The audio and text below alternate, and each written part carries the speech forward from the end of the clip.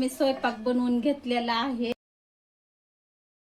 श्री स्वामी समर्थ सगळ्यांना। हाय नमस्कार। काल एकादशी झाली आणि पंढरपूरला आम्ही आमच्या गावापासलं छोटं पंढरपूर आहे, तिथं जाऊन आम्ही विठ्ठलाचं पांडुरंगाचं दर्शन घेतलो। आणि आजचा व्हिडिओ असा आहे की पुरणपोळीचं देवाला नैवेद्य दाखवायचंय आणि त्याच्यासाठी आपण पुरणपोळी बनवणार आहे। आणि मस्त अशी छान मी देवपूजा करून घेतलेली आहे। चला मग आता बघूया आणि पुरणपोळीचा स्वयंपाक पण छान आणि मस्त बनवून घेऊया। तर चला मग बघत राहा कंटिन्यू। आणि ज्यांनी आपल्या चॅनलला सबस्क्रायबर नाही केलं त्यांनी करून घ्या आणि एक लाईक करा। चला मग तुम्हाला आता मी देवपूजा कशी केली होती दाखवते चला। आणि नंतर आपल्याला स्वयंपाक पण बनवायचे पुरणपोळीचा। आत्ताच मी देवपूजा करून घेतलेली आहे, छान अशी मस्त, खूप छान मस्त।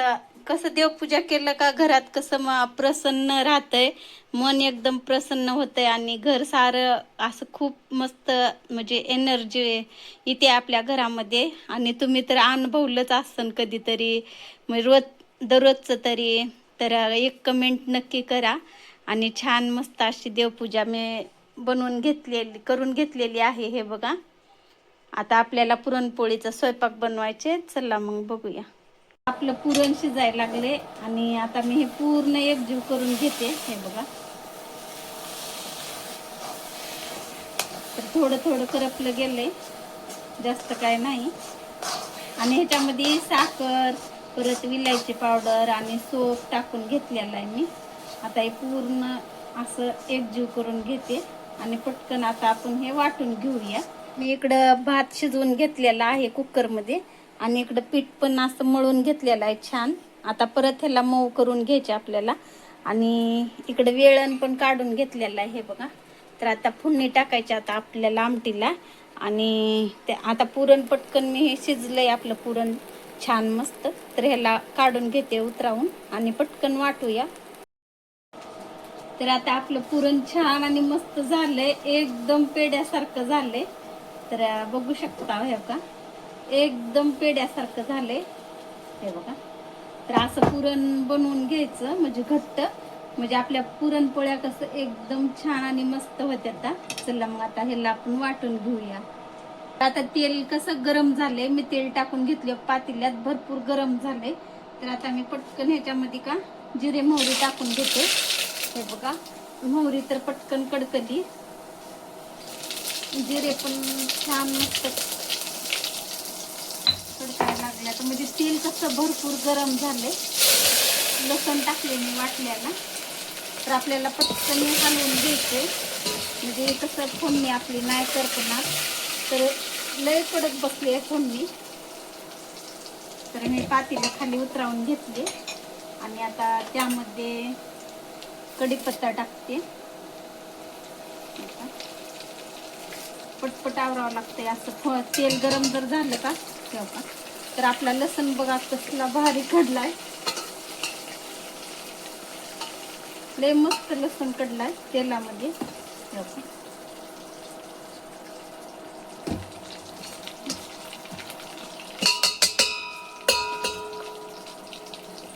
तर आता कढीपत्ता टाकलेला आहे मी ह्याच्यामध्ये, परत आपल्याला फुल करावं लागेल।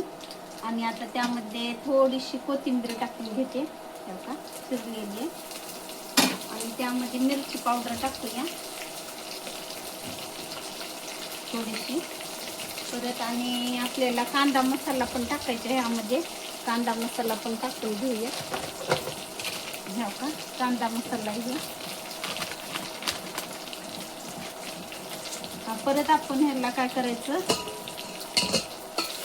परतून घेऊया मस्त छान। कलर तर खूप छान आलाय बरं, आणि वास पण खूप छान यायला लागलाय कढीपत्त्याचा, कोथिंबीर कढीपत्त्याचा। आणि त्यामध्ये आता मी टाकणार आहे खोबरं वाटलेलं। तर मला त्या दिवशी किराणा आणते वेळेस ध्यान नाही राहिलं खोबराचं, तर आणि कुण्याच्या दिवशी आणायला होते मी। तर खोबराचं ते पॉकेट मिळालं होतं एक घरी, तेच टाकून घेतली। म्हणजे का सांगू का, दादा आता ह्याला गेलाय आपला भाडं घेऊन गेलाय बेंगलोरला भरपूर लांब गेलाय. त्या दिवशी तर अक्षरशः मी रडलेली आहे. पहिल्याच रोज लेकरू एवढे लांब गेले आणि गाडी चालवणं म्हणजे काय साधी सुधी गोष्ट राहते का. आणि एकदम पहिल्या सुरूच लहान वयामध्ये तेवढ्या लांब गेलाय. दादा 600 किलोमीटर गेलाय. तर आता आज म्हणजे परवाच्या दिवशी रात्री गेलाय, तर आज येणार आहे. आता म्हणजे सोलापूरपर्यंत आलेला आहे. खाट उठलाय आणि फोडणी तर एवढी छान आणि मस्त आमटी बनवणार आहो का. दादाला तर खरंच आवडन अशी छान मस्त आमटी बनवून घेणार आहे मी. तर वास तर खूप मस्त यायला लागला. आणि आपल्याला पापड तळायचे, परत आणि भजे काढायचे, तर पुरणपोळ्या करायचे. तर आता मी आमटी बनवून घेते. नंतर मी भजे पापड काढून नंतर पुरणपोळ्या बनवणार आहे. तर आता पटकन आता आमटी बनवते, म्हणजे दादा आला का पटकन जेवतोय. तरी बी आणखीन कमीत कमी 2 तास तर लागते येण्यासाठी. लातूरला येऊ लागते परत आणि मग तिथून परत आणि इकडे यावं लागते. लातूरून परत इकडे 60, 70, 80 किलोमीटर आहे.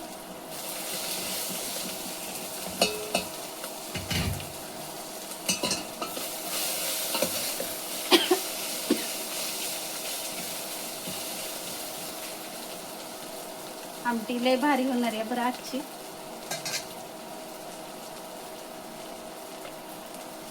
मसाला तर कसला भारी झालाय आपला आमटीचा.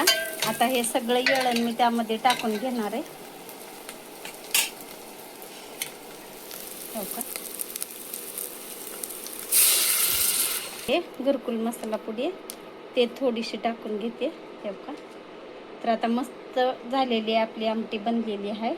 आता उकळी मारून घेते थोडी. इकडे मी पापड पण तळून घेतले आणि इकडे पुरण पण वाटून घेतले. हे बघा छान मस्त पेड्यासारखं.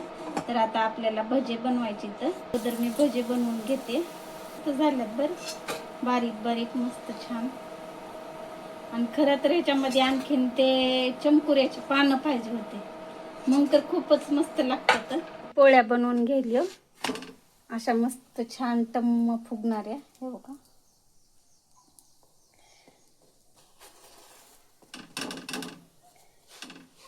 तर मी पटकन आता हे पुरणपोळ्या बनवून घेते. असं मग छान लुसलुशीत. चला आता आपला पुरणपोळीचा स्वयंपाक झालेला आहे आणि मस्त आता पुरणपोळीचं जेवण करण्यासाठी मी ताट वाढून घेणार आहे. तर 1 ताट वाढलेलं आहे मी, तर बघू शकता. आणि किती छान असा स्वयंपाक झालेला आहे. तर चला मग तुम्हाला पण दाखवते. वाढून घेतलेला आहे. आणखीन 1 ताट वाढून ठेवणार आहे, म्हणजे विजयदादा आणि त्याचे पप्पा येत्यान जेवायला. तर बघा असा मस्त छान मी पुरणपोळीचा स्वयंपाक बनवून घेतलेला आहे. इकडं आमटी आहे, इकडं दूध आहे, भात, पोळ्या गरमागरम आणि इकडं पापड भजे. तर तुम्हाला कसा वाटला नक्की सांगा कमेंटमध्ये. तर असा मस्त आणि छान मी स्वयंपाक बनवून घेतलेला आहे.